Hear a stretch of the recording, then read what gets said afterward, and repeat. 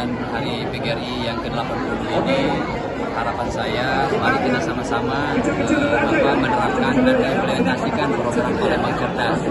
Maka dari itu tadi sudah banyak aspirasi disampaikan. Bagi saya yang penting karena ini menyangkut sumber daya manusia, kita kepengen pertama para guru minimal setiap sekolahan ada satu dua. Bahwa guru ini melakukan satu tindakan pemukulan, kekerasan dan sebagainya. Kami hanya mengingatkan guru bahwa di masa sekarang pendekatan kepada anak-anak bagaimana pendekatan pembelajaran sehingga ada komunikasi yang baik antara guru dengan anak masyarakat supaya tidak ada kejadian-kejadian yang tidak kita inginkan. Ini yang kami harapkan. Ini dari kepala sekolah nih. Wali kota, kami juga sebagai PGRI sangat terima kasih. Pada tahun 2026,